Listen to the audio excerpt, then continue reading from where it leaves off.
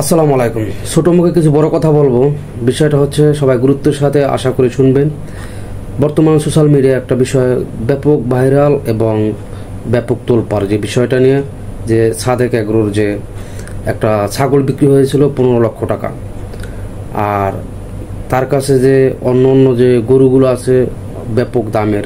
সেই দামের কারণটা হচ্ছে কারণ একটা ছাগলটা হচ্ছে ইন্ডিয়ান বিটল জাতের এবং গরুগুলো হচ্ছে ব্রাহ্মা জাতের। আসলে এইগুলো তো সম্পূর্ণ আমাদের বাংলাদেশে সরকারি আইনে 2007 থেকে নিষিদ্ধ পরিপূর্ণ, যে বাহিরের দেশের এই ধরনের গরু ছাগল সম্পূর্ণ অবৈধ ঘোষণা হয়েছিল। তারপর যদি কেউ আনার চেষ্টা করে তাহলে তাকে মোটা অঙ্কের শুল্ক দিয়ে আনতে হবে। কিন্তু শুল্ক ছাড়াই কীভাবে সে এতগুলো গরু বাংলাদেশে ঢুকালো, এবং সেটাকে যখন জব্দ করা হয়েছিল তারপর আবার সাভার থেকে সেই গরু এবং ছাগল আবার সাদেক এগ্রো কীভাবে যখন নিলামে উঠইল আবার সেই কিনে আনলো, এটা সম্পূর্ণ চক্রান্ত।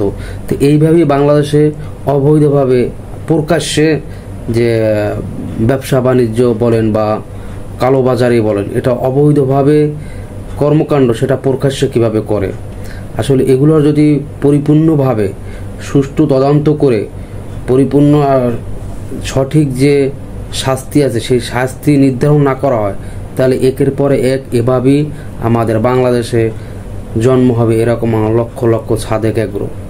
কারণ হচ্ছে কি, বিষয়টা হচ্ছে যদি এই বাইরের এই ধরনের গরুগুলো বাংলাদেশে না ঢুকায় তাহলে বাংলাদেশের যে কৃষি চাষিরা আছে সেই চাষিরা কিন্তু একটা সঠিক ন্যায্য মূল্য পাবে এবং খাবার দাবারের মান যেটা সেটা আমি আশা করি কমে আসবে। কারণ এই ব্রাহ্মা জাতের এই গরুগুলো পালতে ব্যাপক ক্ষয় খরচ, সেই ক্ষেত্রে কিন্তু খাবারের ঊর্ধ্বগতি অনেক বেশি আমি মনে করি যেটা। তো সেই ক্ষেত্রে এই অবৈধভাবে কিভাবে এই সাদেক এগ্রো আমেরিকা থেকে এই গরুগুলো কিভাবে বাংলাদেশে ভুয়া কাগজপাতি করে ঢোকানোর চেষ্টা করলো, এয়ারপোর্টে জব্দ করা হলো। তাহলে এয়ারপোর্টে যখন জব্দ করা হয়েছে তারপর যখন নিলামে উঠানো হয়েছে, আবার সেই গরুগুলো কিভাবে সেই নিলাম সাদেক এগ্রোর যে মালিক আছে সেই কিনে আনলো। তাহলে এটা হচ্ছে আমি মনে করি যে বাংলাদেশের যে কালো বাজারে যে একটা বাজার আছে সেই বাজারেরই একজন সদস্য এই সাদেক এগ্রো আমি মনে করি যেটা।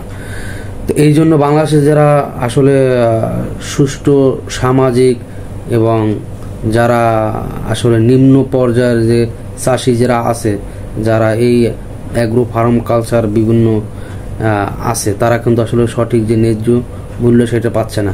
কারণ বড় বড় যারা ক্রেতা তারা হচ্ছে এই ধরনের নাম ফুটানোর জন্য এই ধরনের মানুষের কাছ থেকে গরু এবং ছাগল কেনা বেচা করে। সেই ক্ষেত্রে সঠিক যে আসলে নিম্ন চাষিরা নিম্ন খামারিরা আসলে সঠিক মূল্যটাও পাচ্ছে না। এই যে গাবতলী বাজারে যে এই বছর যে বড় বড় গরুগুলো চাষিরা নিয়ে আসছে একবারে পানির দামে দিয়ে গেছে, এবং যে এক নারী কয়েকজন নারী সদস্য তারা যে কীভাবে কান্না করেছে সেই বাজারের মাঠে, এটা আশা করি অনেকেই দেখেছেন। তো সেই ক্ষেত্রে আমি মনে করি যে এই ধরনের সাদেক এগ্রো যেন আর বাংলাদেশের দ্বিতীয় একটা জন্ম না নিতে পারে, তা তাকে দ্রুতই থামিয়ে দেওয়া হোক। তাইলে অন্য অন্য এই ধরনের সাদেক এগ্রো যারা আছে তারা দ্রুতই আমি আশা করি থেমে যাবে। একটা ছাগল 15 লক্ষ টাকায় বিক্রি হয়েছে, সেই ছাগলটা না নেওয়ার কারণে কিন্তু আজকের এই তথ্যগুলো বেরিয়ে